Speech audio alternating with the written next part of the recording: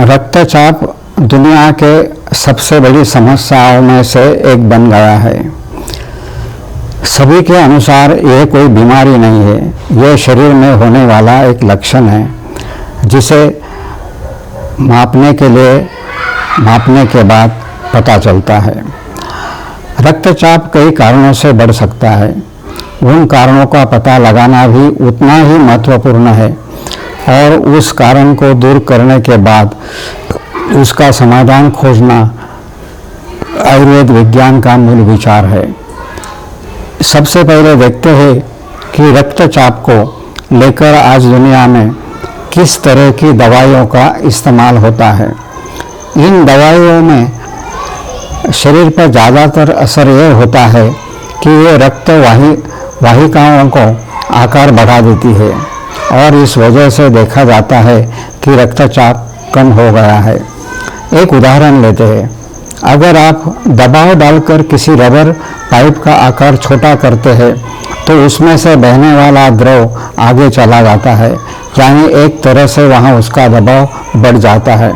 अगर आप उसी पाइप का आकार बढ़ा दें, उसका परिधि बढ़ा दें, तो दबाव अपने आप कम हो जाता है। एक बात हमें ध्यान में रखनी चाहिए कि भले ही ये सच हो कि इस तरह से वाहिकाओं का आकार बढ़ाने से रक्तचाप कम हो जाता है, लेकिन यह उपाय बिना इस बात पर विचार किए लिया गया है कि दबाव क्यों बढ़ा है। यानी यह उपाय शरीर में हो रही असामान्यताओं को वैसे ही बनाए रखते हुए दबाव को कम करने के लिए है। हालांकि यह तर्क सही लगता है, लेकिन यह शरीर के दृष्टिकोण से सही नहीं है और इसलिए ये दवाइयों का एक ली जाती है, उसके कुछ और साइड इफ़ेक्ट भी होते हैं। उन साइड इफ़ेक्ट का अलग अलग तरीके से इलाज किया जाता है और उसी का समर्थन करते हुए चूँकि कोई दूसरा विकल्प उपलब्ध नहीं है या यह शरीर के लिए और अधिक खतरनाक स्थिति पैदा करेगा, इसलिए हमें इस उपाय का स्वीकार करना होगा।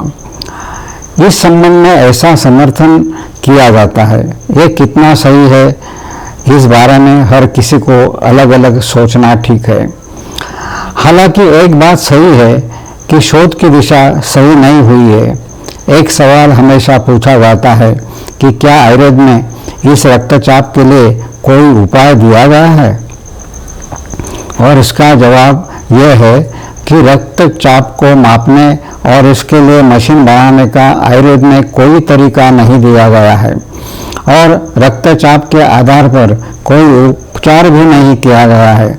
वैसे इस विज्ञान की संरचना ऐसी है कि चाहे समय बदल जाए, भाषा बदल जाए, देश बदल जाए, यह विज्ञान अनेक कारकों पर विचार करके किसी भी लक्षण या विकार का इलाज करने की शक्ति रखता है। इसके लिए विज्ञान के एक सिद्धांत को समझना बहुत जरूरी है। इसे हम कुछ उदाहरण से देख सकते हैं। इसके पीछे का विचार वही है जो भारतीय दर्शन पिंडी से ब्रह्मांडी या आयुर्वेद के लोक पुरुष न्याय को स्वीकार करते हैं।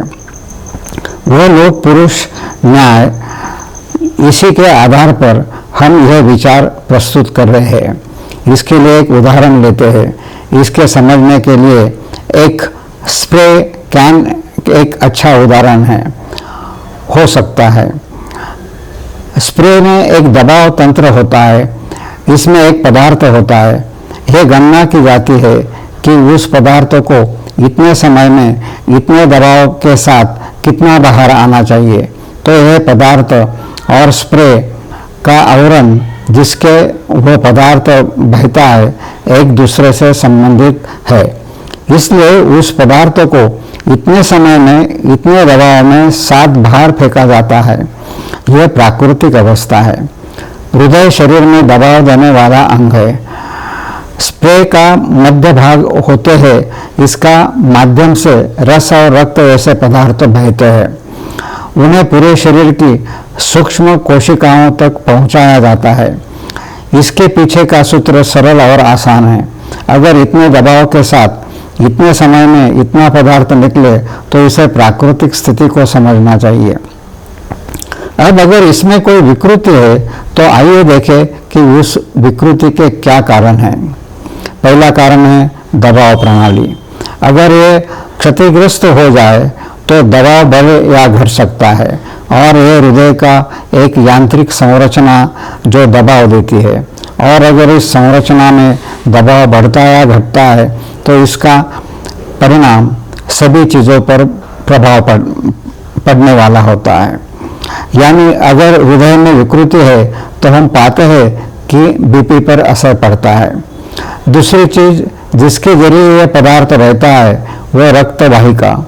रक्तवाहिका बहुत लचीली होती है और कम या ज़्यादा हो सकती है, और इसलिए तरल पदार्थ इसके जरिए आरामदायक तरीके से बहता है।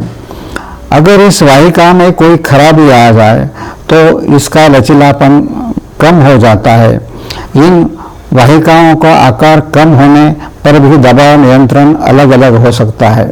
अगर इस वाहिका पर बाहर से दबाव डाला जाए, यानी अगर इनका आकार फिर से प्रभावित हो जाए तो दबाव का अलग असर हो सकता है, क्योंकि ऐसे समय में इतना पदार्थ बाहर जाने की उम्मीद होती है।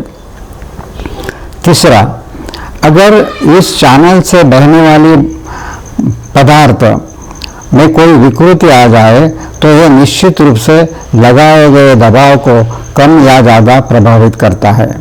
यानी अगर ये पदार्थ गाढ़ा हो जाए, अगर हमें सिरिंज में पानी की जगह तेल का इस्तेमाल करें तो जाहिर है कि ज़्यादा दबाव डालना पड़ेगा। इस तरह पदार्थ के पतलेपन का आधार पर दबाव अलग अलग हो सकता है। अगर शरीर में ऐसी विकृति आ जाए, अगर बहने वाला पदार्थ चिपचिपा हो जाए या उसका घनत्व बढ़ जाए तो रक्तचाप बढ़ने की संभावना होती है। ये सभी तरह की विकृतियाँ अलग अलग होती है और इसलिए उसके कारण अलग अलग है। जैसे हृदय से संबंधित एक कारण होता है, नाड़ियों के संबंधित एक कारण होता है, या बहने वाले पदार्थ से संबंधित एक कारण होता है। ये ध्यान में रखना चाहिए कि उस कारणों का उपचार अलग अलग है।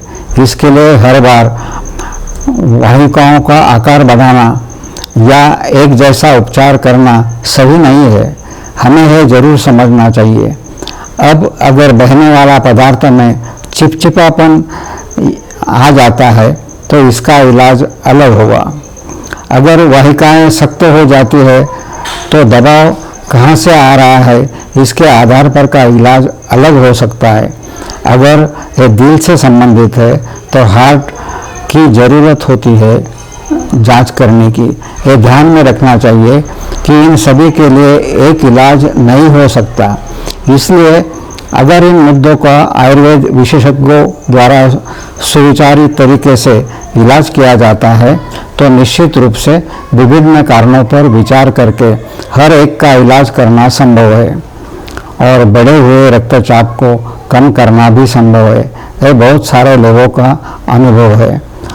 और अगर हम ये समझ ले कि अगर हम कारण का पता लगा ले और उसे दूर के इलाज करें तो हम निश्चित रूप से लाभ पाने में सक्षम होते हैं।